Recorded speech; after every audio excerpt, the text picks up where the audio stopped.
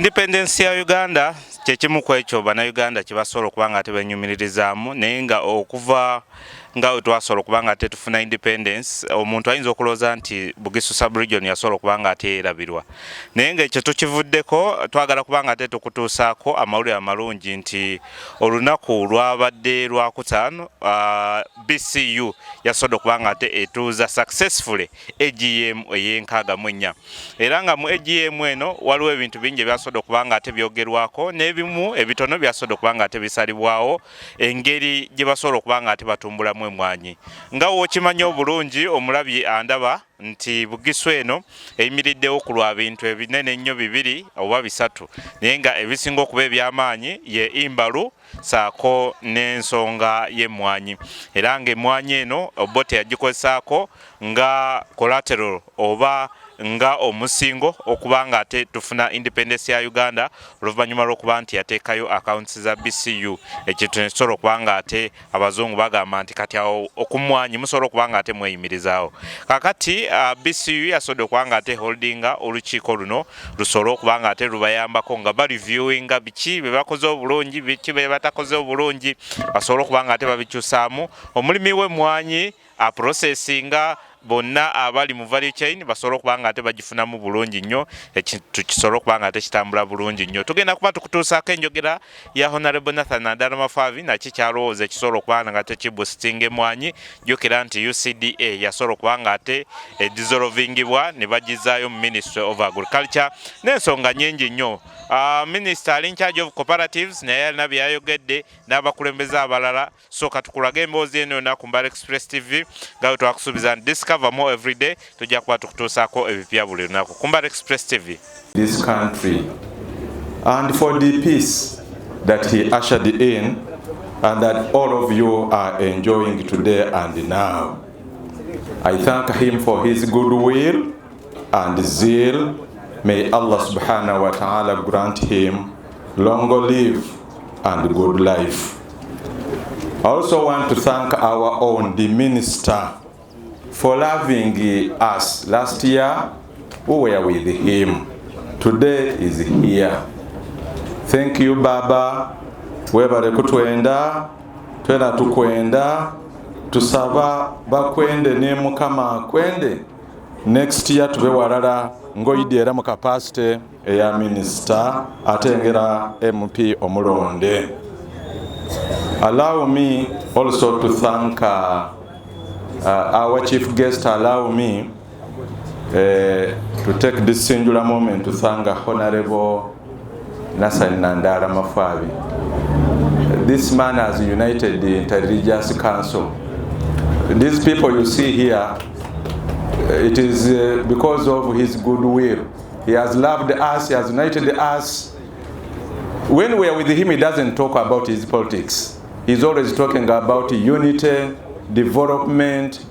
And when we are moving with him, you will not know whether it's FDs or what, because he has never talked about it. For us, when we are with him, he talks about mulime mwanyi, mukubiriza abantu, bafune kasente muki, munsawo. Olulimi lwayogera lufaananira ddala nga olwa President Museveni muntu kufuna kaki kufuna kasente naye ndowooza mwe temunaba kumukwata bulungi nange ndina ssuubi nti saawa yonna ajja kukomawo naye nga musajja mulungi nnyo musajja mulungi nnyo nsaba Allah amuwe emikisa.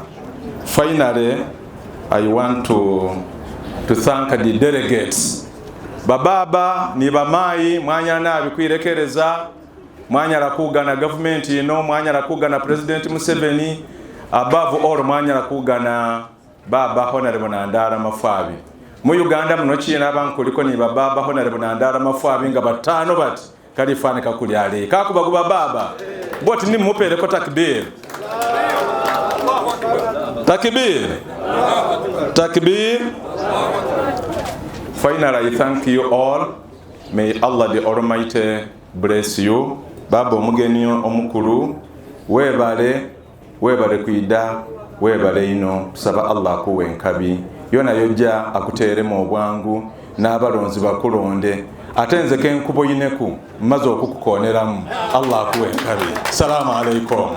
We want to propose to Cabinet to establish a special fund for coffee as a coffee stimulus fund.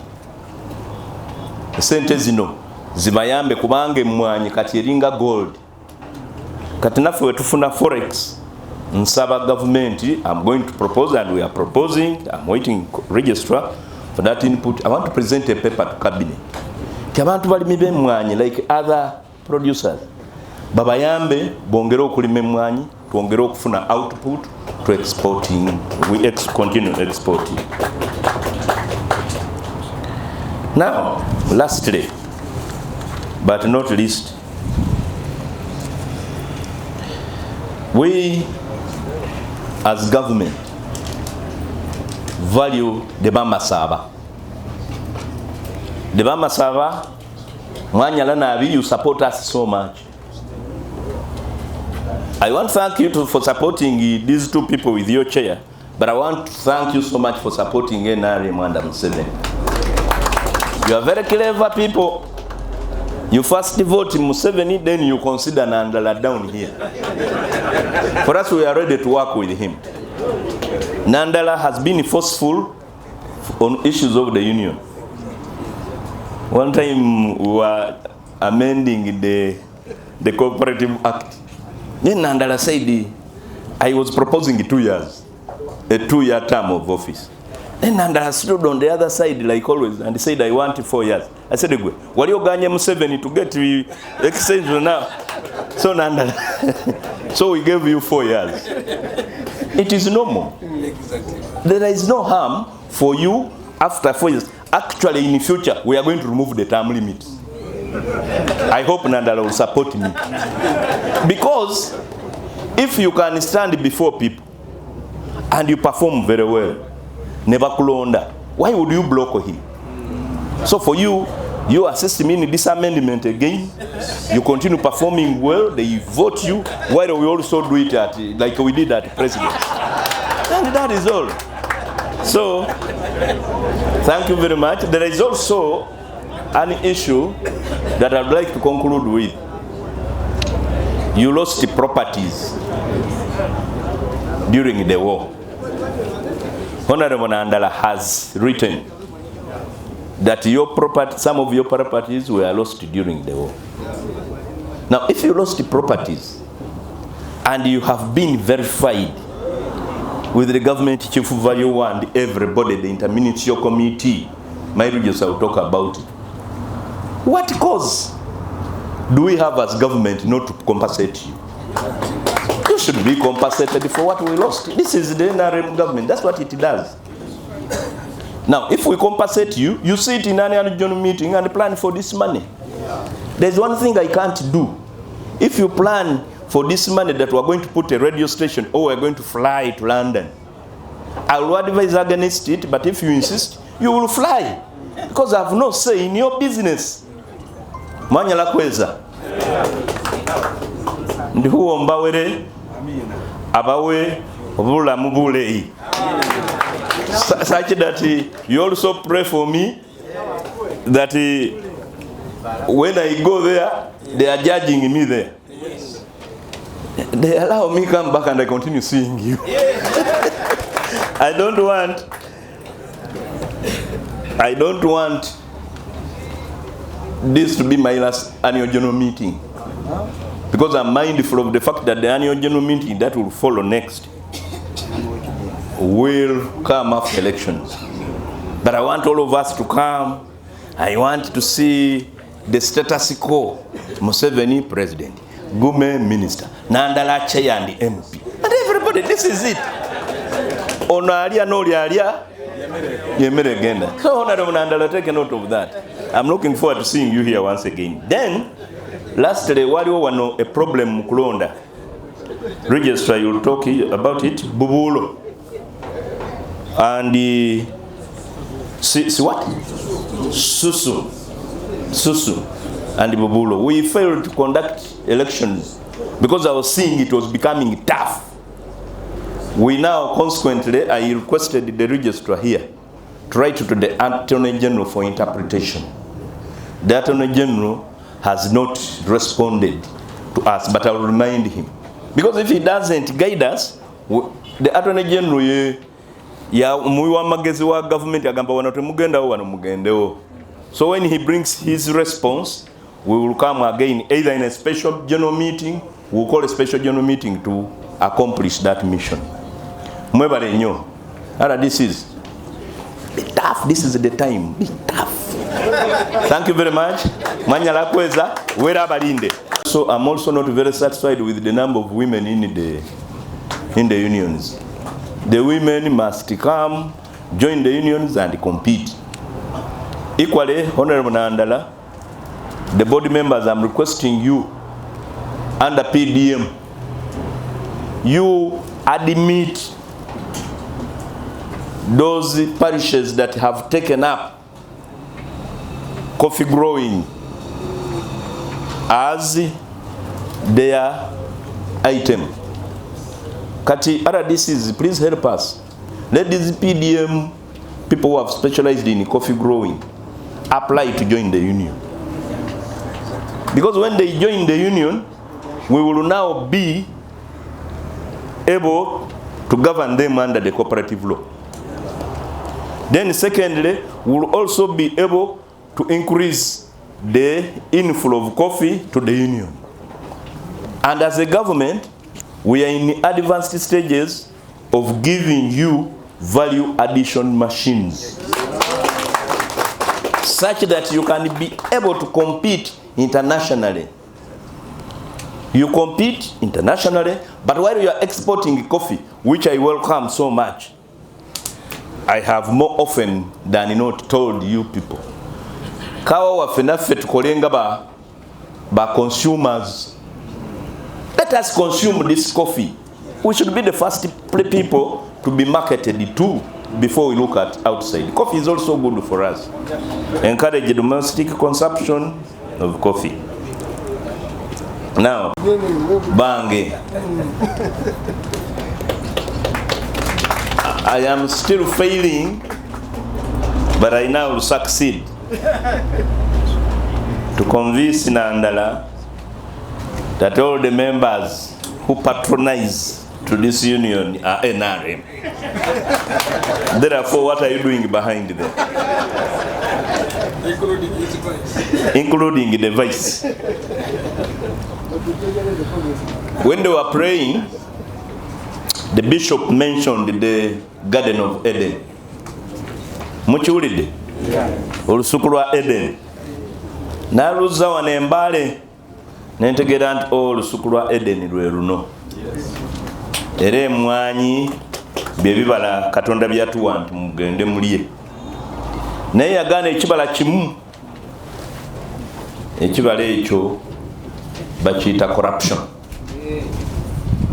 Era wano mu bigambo bye ngenda okwogera wabaliwo wano forensic audit okubuuliriza kankyogerere ddala wano commissioner. Mu kubuuliriza omwo mwalimu abantu chairperson and members of the board be basalawo nti batwalibwe mu court. Please go ahead. Commissioner, follow that seriously. I am mindful of the past, but I'm also mindful of the present. And I'm also very careful of the future. Abazeyi babadde wano boogedde ne batubulira ebyaliwo. Naye kati ffe abali wano tumanye ebiriwo. Ekikulu mubiri wano ye survival ya union. Naye union ene survivinze because there is a government in place etuleetera peace, security for our lives, to enable abantu okugenda okulima emwanyi ne bazireeta wano ne bazitunda.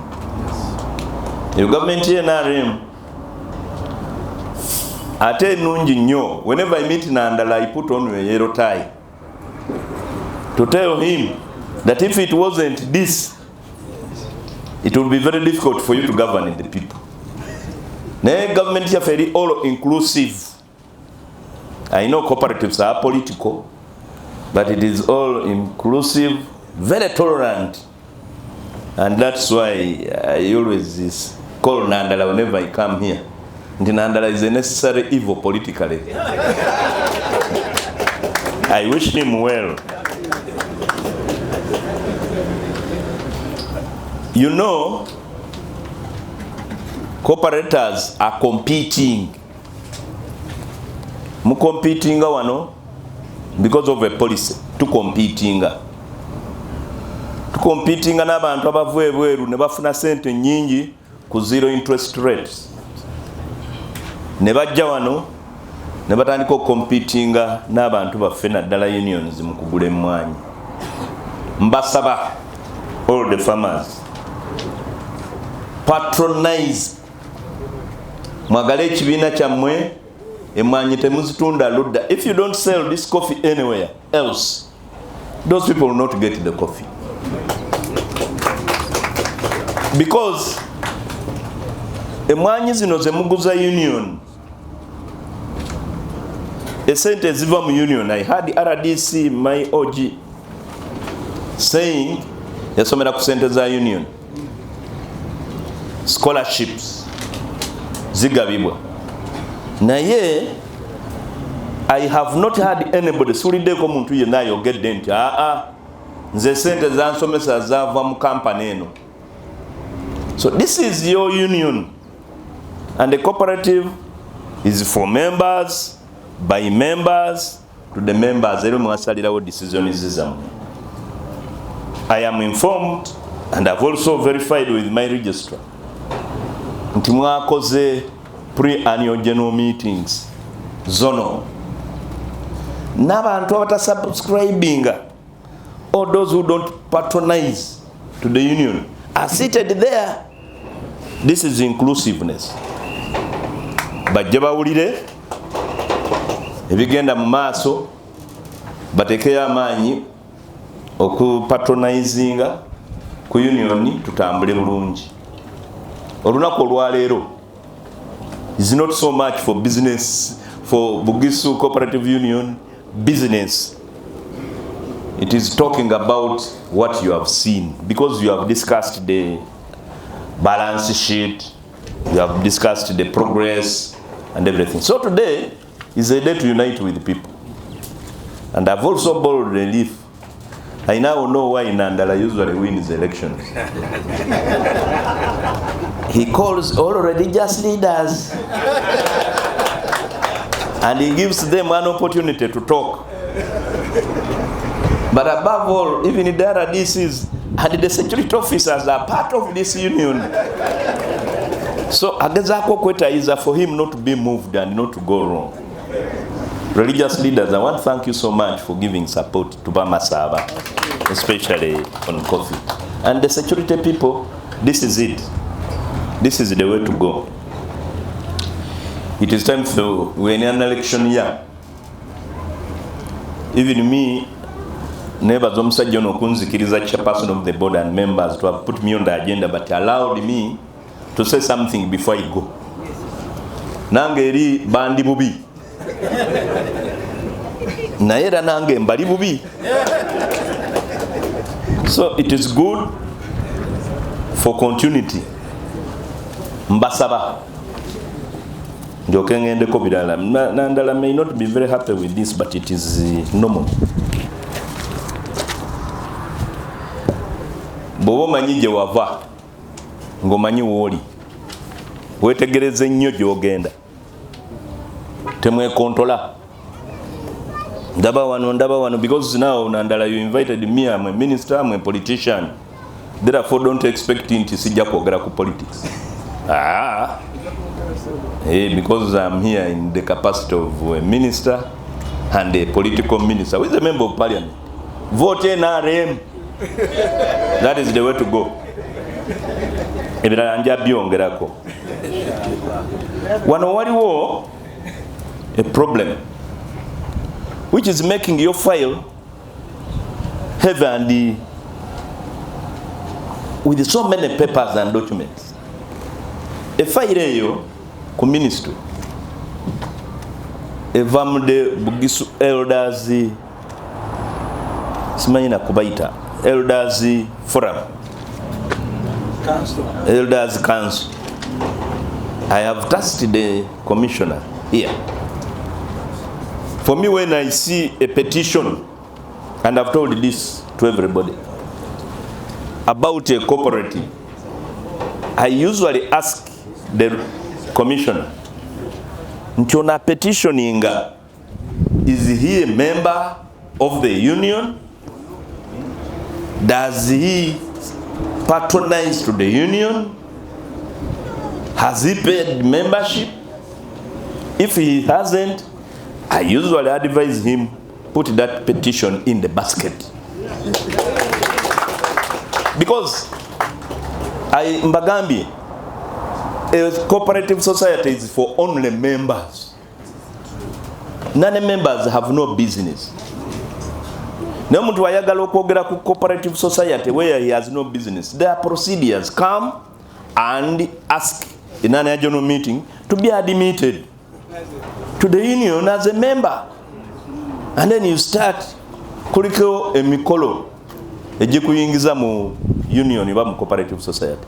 There are two incidents. Lumu, commissioner, you recall, I came here, I didn't tell Nandala. And I went to near that, is it Masaba College? I went to Masabe SS without telling anybody, Nemvuga.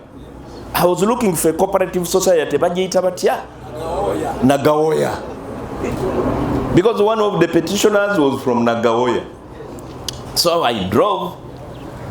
Then I think it's Nandala who called, Nentekako number busy.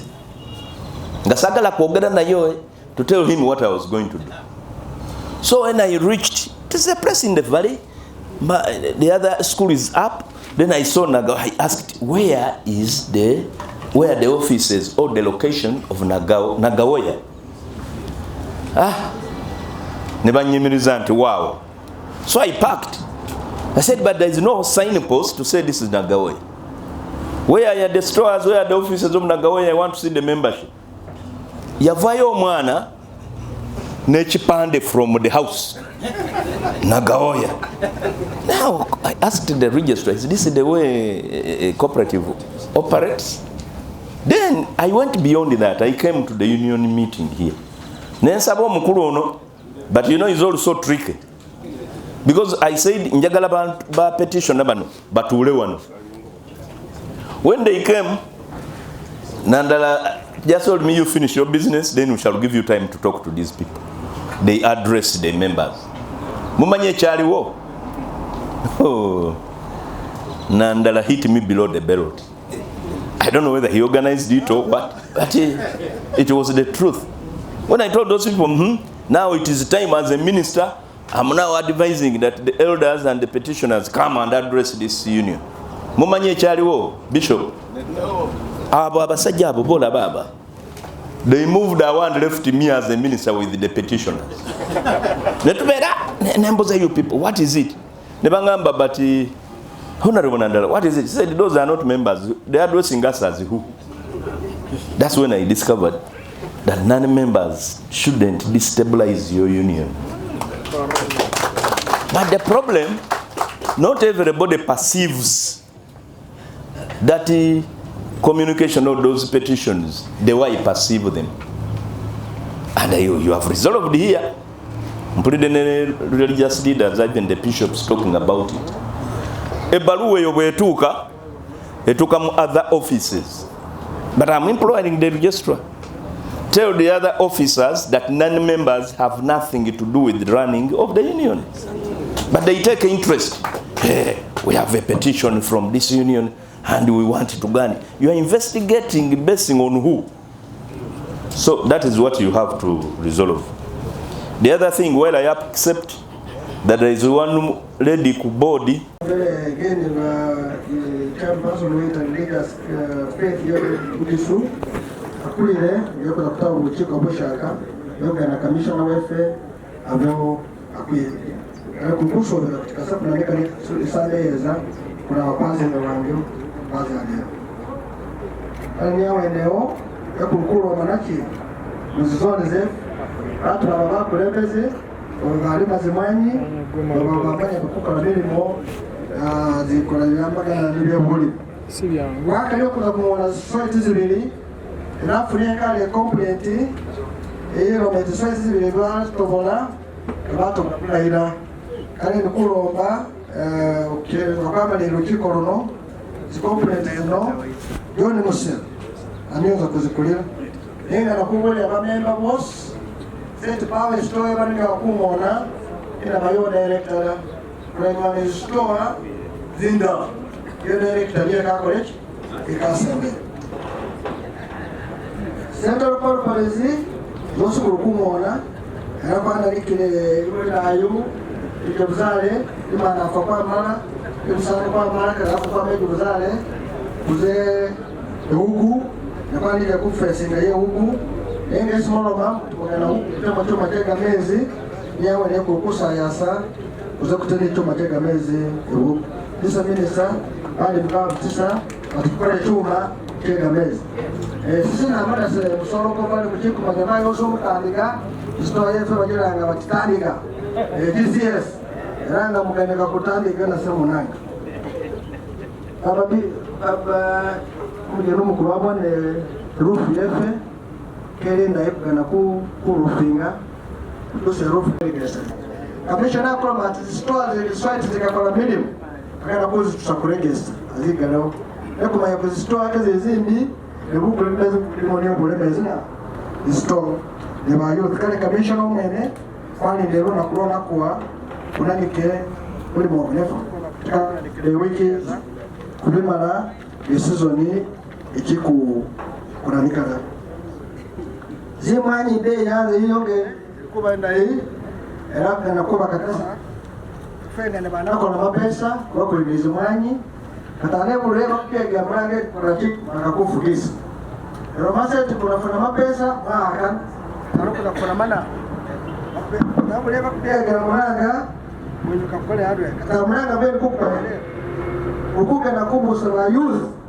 bene kyo le noyos nakukuro baba bishop ni team yo ukuyere gandi kako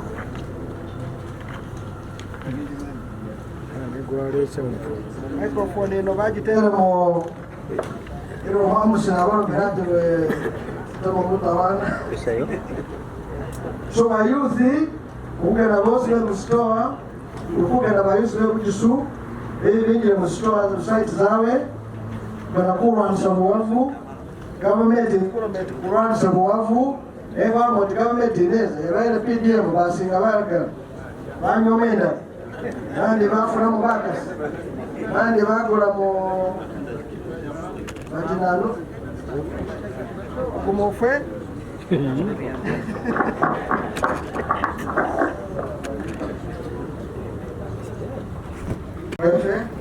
ibali memwesi itizibataka gefe gambagana ni union wose kwaga tusire mulizo road kwaga kolele free ward emelembe usudi ausi kwimbaka kwaji tusire mu constructor mbeo jikolako inyange nofenda kwaji na nikile kulukuji kologa na kujimaliriza ene no mwesi nga mugenda mutawni muri free kwitenga mbone muri mugwekole ilifutiana nikile kukora sumi mpole anike kuli ufanye kuza kuifuka na matale ni soroko uza kuifuka alichina kumusoni house naba chikuma nyanga babo bulaka unaleka kusiminya nawe no ifuko manye mezi uzoende inyangeno baba musoni alomele vaja addition alomele atoche na mwera chumena nina ntonga baba minister abone zigoda unezefe za medai wake zili kapase kubika zimani milioni ata kilo zulaini zefe zikwa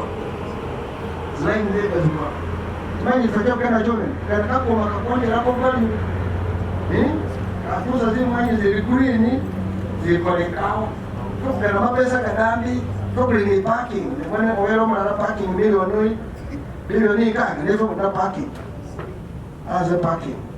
Subiri wanizumu kwetu kani kazi yake. Subiri sango na kumande mu cabinet. Mamoti mapesa kuweko babidi su kwa value what?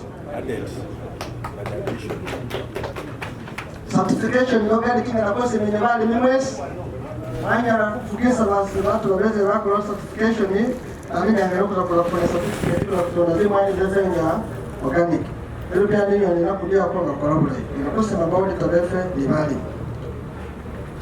Ukula kusasula second payment. Na kama ndio kwa meta. Kama fulako mkono. Leo mtema bado mnasasula kuna sasula.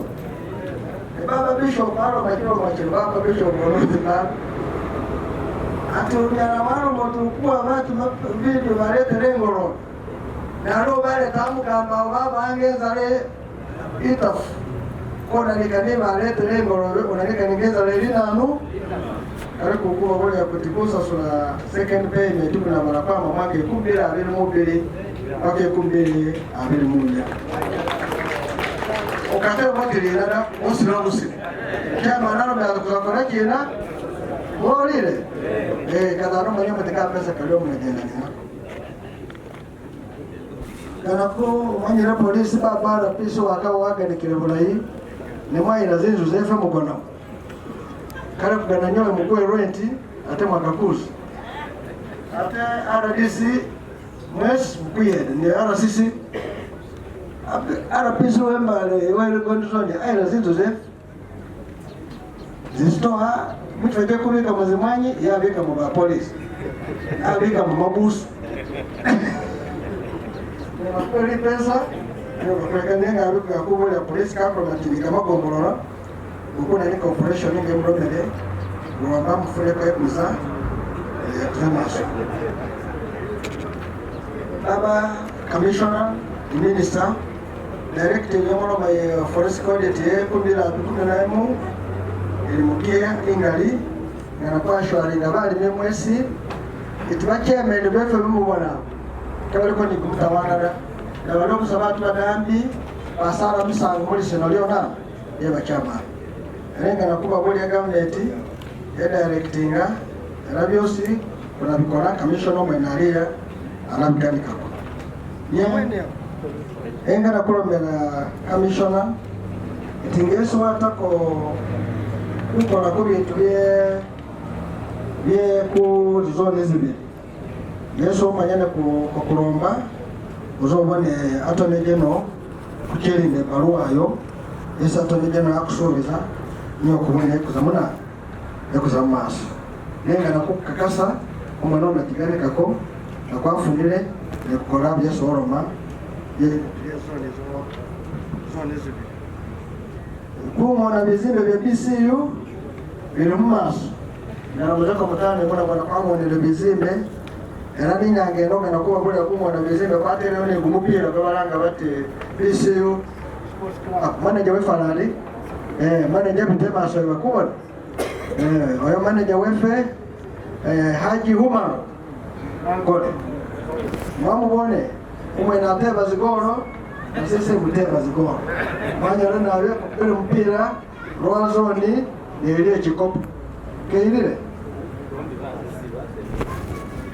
awoni pejana alikuwa matima roazoni baka si basi za baka fo baka sura ile ke baka si na commissioner with registrar kwa kuinyeje kwa mwenye bobu commissioner yale jawabu ya ile meeting likumi ndio kugana bujisu wale kazosi basi nimukupira kwa bobu mukono commissioner listen ni sayo alekelemios elanga ne maka ni kenzeti alo belanga kama ni niyo kumwe mokisi angana ngani kazewa minisa ya kugana elalo merat keneke bye kumbarana bitireko kupake guru na mezebela alikoza mu busoga ama tikeze bugiso analo batingamira nyambe wawe busoga kyolisi olesa tubagiso ba abakana na kwa kusemile kwa kwingaye na gara chamo takulile na kaloke wefe kwa mwali itaka atendi shwani wabana wana na malio bamufwana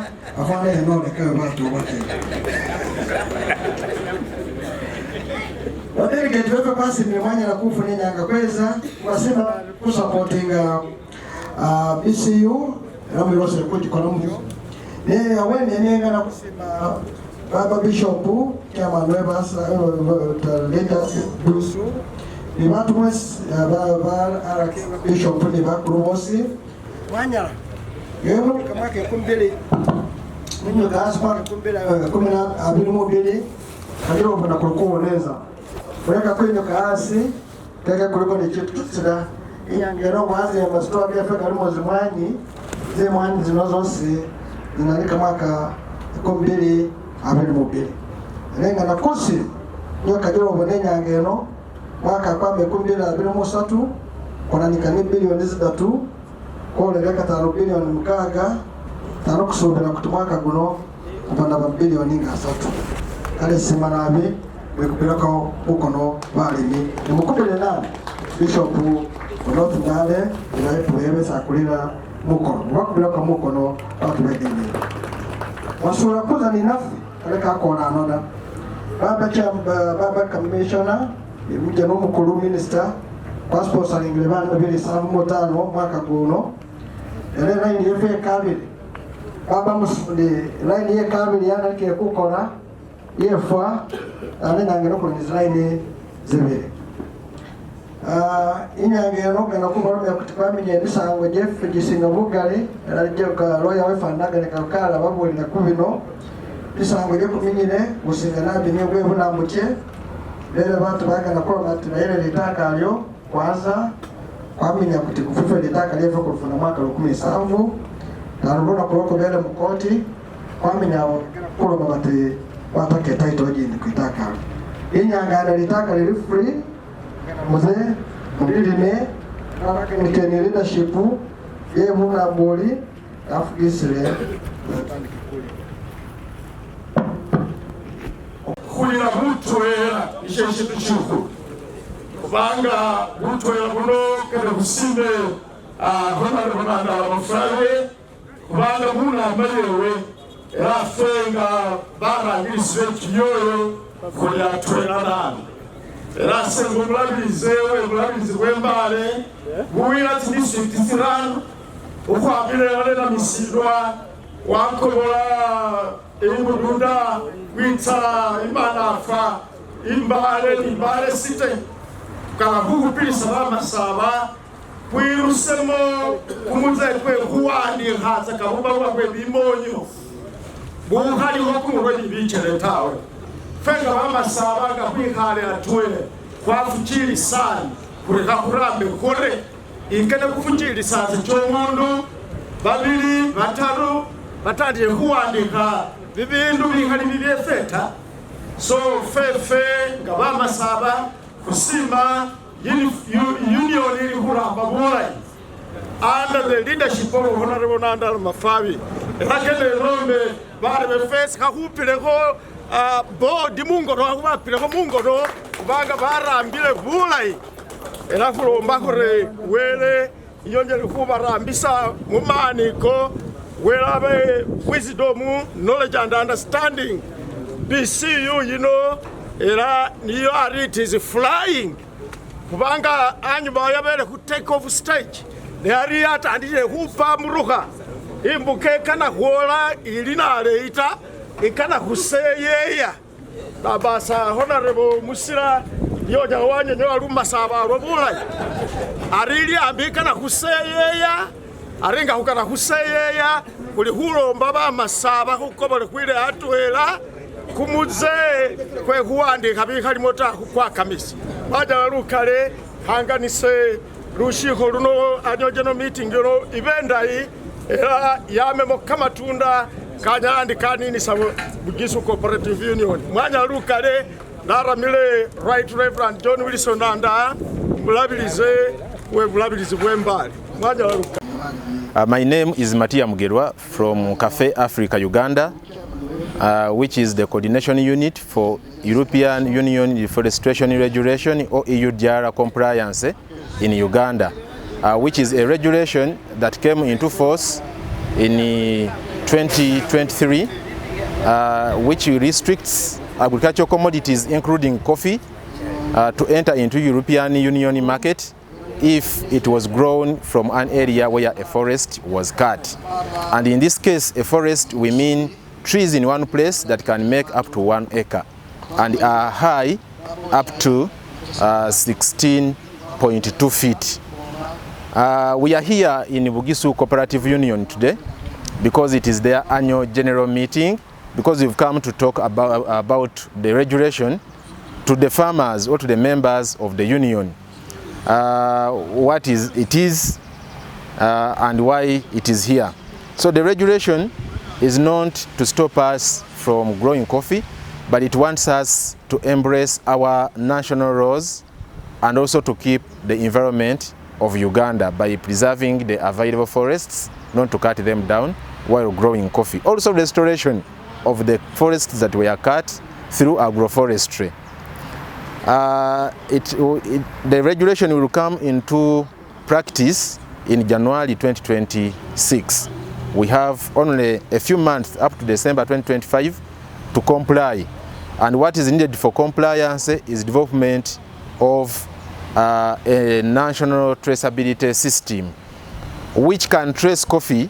The buyers in Europe can use to track back the origins of coffee to show that it is not from an area where a forest was cut.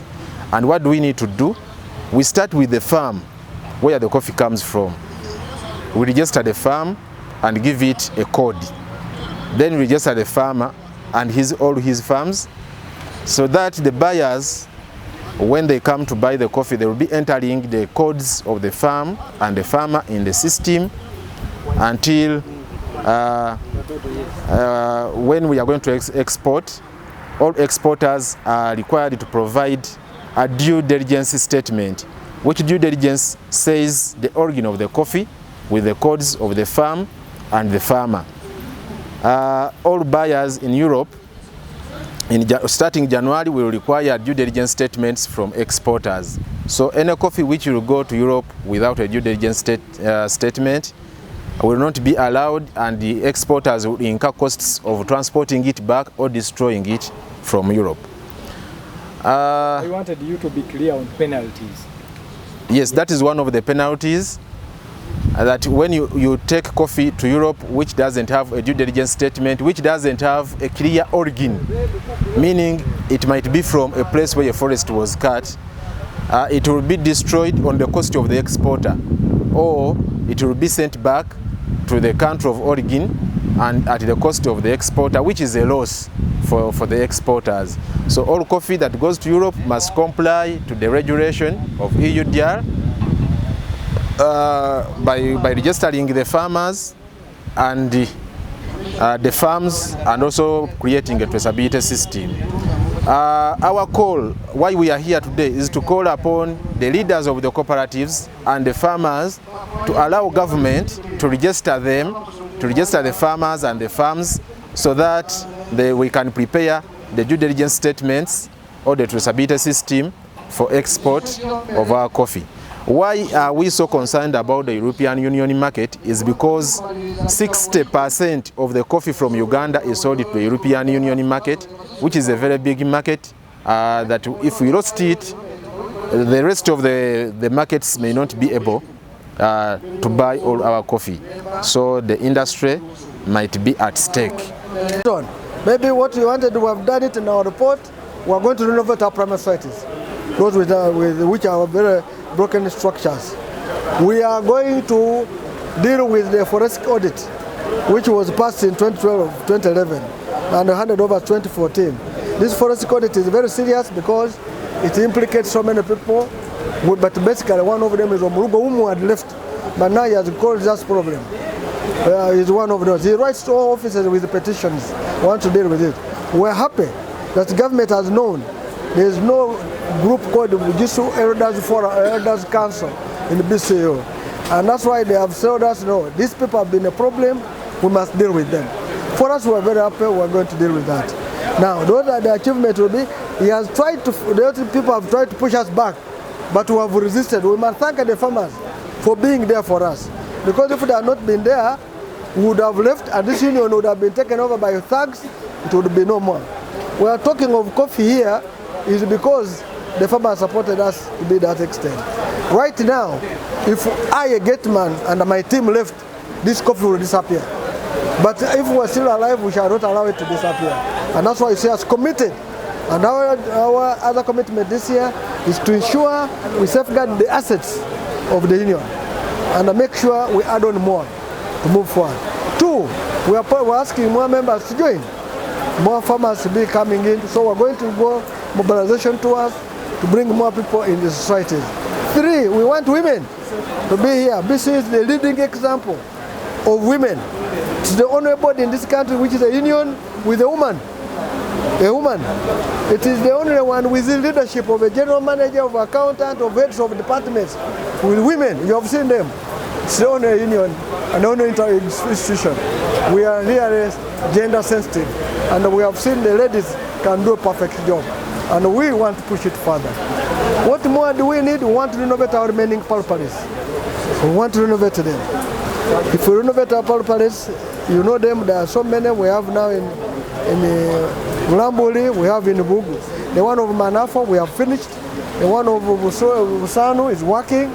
The rest will be, the sky will be the limit. Another thing we are doing is we have written to government. We want to do value addition. In fact, we are different. We are not like in Tungam, which has nothing, but they are giving them. For us, you have seen our stores can store up to 50 million kilograms. We have 2 lines which can change parchment to green beans. We have sorting machines. We are 100% zero defect. We don't have a coffee defect. So what is remaining is to add on a line to convert these green beans to a finished product for consumption. We are the best.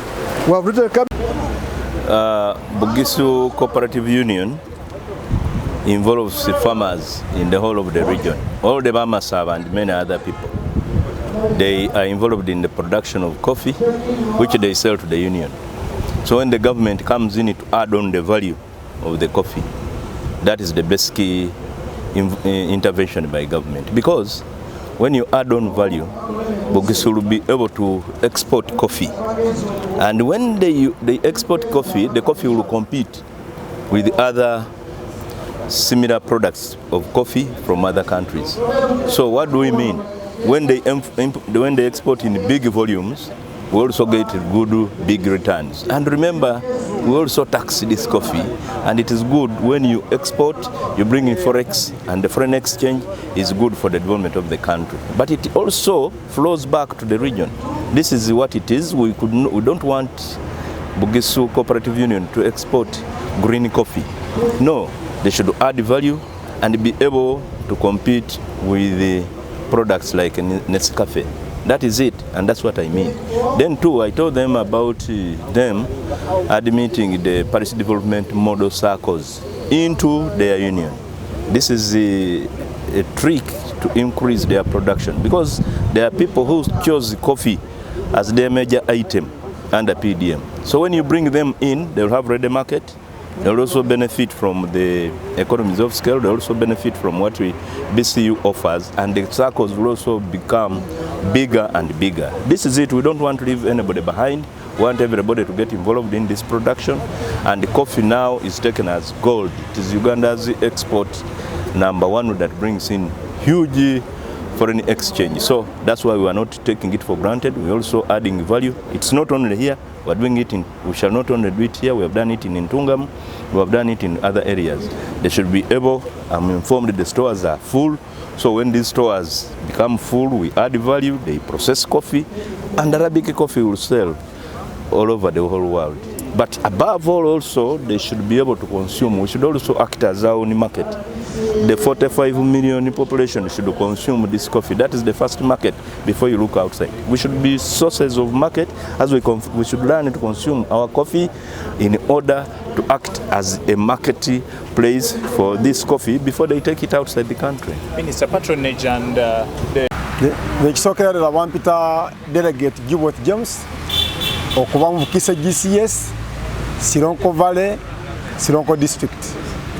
Wano mu lukiiko lwa AGM meeting emazeemu emyaka 15 ng'enkiiko enkiiko ezikwatira n'emmwanyi. Ndi omu ku badelegate abamaze ebbanga ddene wano abamanyi okusuubula emwanyi ey'omutindo gye tuyita premium grade naye olusaidi lw'emwanyi weza gye tubadde naye omwaka gino egiyise ebiri omusana gwali mungi mu mwaka 2023 omusana bwe gweyongera emwanyi tezafuna mukisa gw'okuteekako omubungi bwazo ebimuli ebisinga obungi byavaako olw'omusana nga tukyali ku ekyo mu mwaka ogw'2024 oguyise last year enkuba naye yali nyingi era nefaananya nakiri ekyasooka ky'omwaka 2023 era naye emwanyi tezasobola kumulisa omanyi mu byemwanyi enkuba webeera nyingi ebimuli byayo tebimulisa n'olwekyo tusuubira mu mwaka guno kubanga tulabyewo leero sizoni eno eyatandise omwaka guno 2025 tulaba ekifaananyi ky'enkuba eri kujja ntonotono n'omusana nagwo mutonotono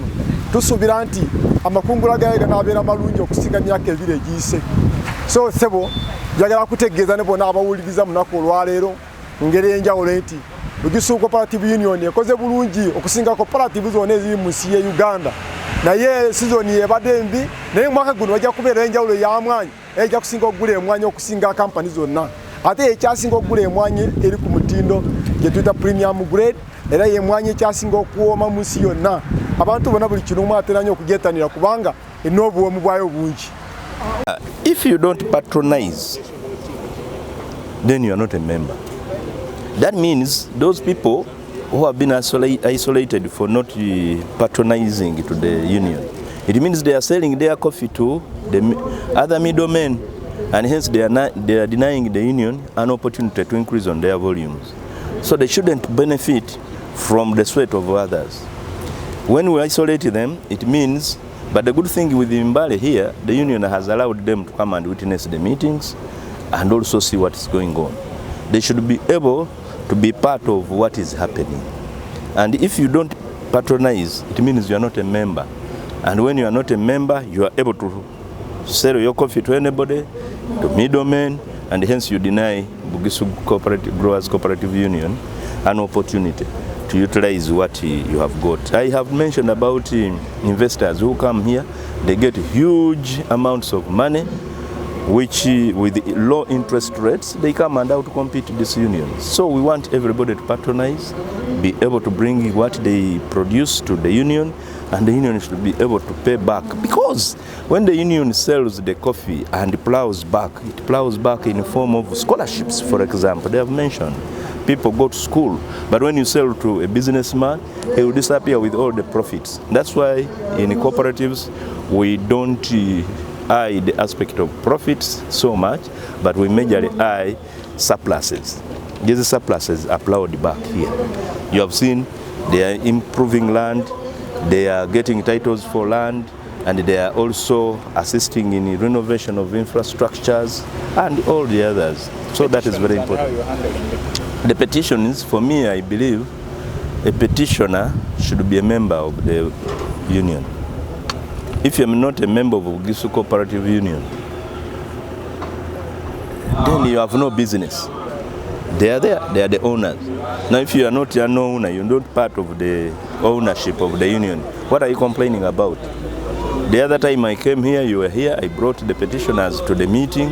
They sat in the meeting, I convinced the union members that please allow these petitioners to raise their issues.